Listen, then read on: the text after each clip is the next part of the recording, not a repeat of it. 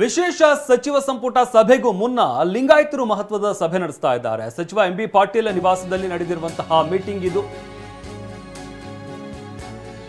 ಸಚಿವ ಸಂಪುಟ ಸಭೆಗೂ ಮುನ್ನ ಈ ಸಭೆ ನಡೆದಿದೆ.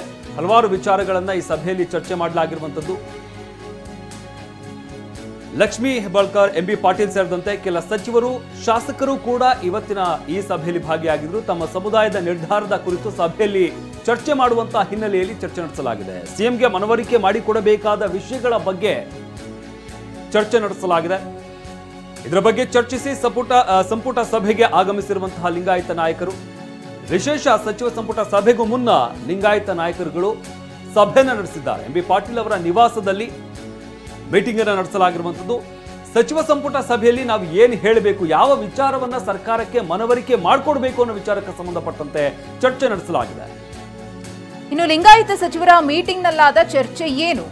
ವರದಿ ತಿರಸ್ಕರಿಸೋದಕ್ಕೆ ನಿರ್ಣಯಿಸಿರೋ ಸಚಿವರು, ಒಂದು ವೇಳೆ ತಿರಸ್ಕಾರ ಆಗದಿದ್ರೆ ವರದಿಯನ್ನ ಸಾರ್ವಜನಿಕಗೊಳಿಸಿ, ಸಾರ್ವಜನಿಕ ಚರ್ಚೆಗೆ ಬಿಡಬೇಕು ಅಂತ ಹೇಳಿ ಒತ್ತಾಯಿಸೋದಕ್ಕೆ ಸಚಿವ ಸಂಪುಟ ಸಭೆಗೆ ಬರೋದಕ್ಕೂ ಮುನ್ನ ನಡೆದಂತಹ ಲಿಂಗಾಯತ ಸಭೆಯಲ್ಲಿ ಲಿಂಗಾಯತ ಸಚಿವರು ತೀರ್ಮಾನವನ್ನ ತೆಗೆದುಕೊಂಡಿದ್ದಾರೆ ಅನ್ನೋ ಮಾಹಿತಿ ಲಭ್ಯವಾಗಿದೆ.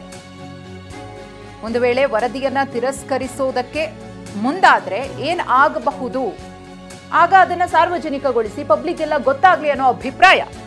ಇನ್ನು ಮತ್ತೊಂದು ಕಡೆ ಮುಖ್ಯಮಂತ್ರಿಗಳು ವೈಯಕ್ತಿಕ ಅಭಿಪ್ರಾಯ ಸಂಗ್ರಹಕ್ಕೆ ಮುಂದಾಗಿದ್ದಾರೆ. ಸಿದ್ದರಾಮಯ್ಯ ಸಚಿವ ಸಂಪುಟ ಸಭೆಯಲ್ಲಿ ಏರು ಧ್ವನಿಯಲ್ಲಿ ಸಚಿವರು ಮಾತನಾಡಿದ್ದಾರೆ.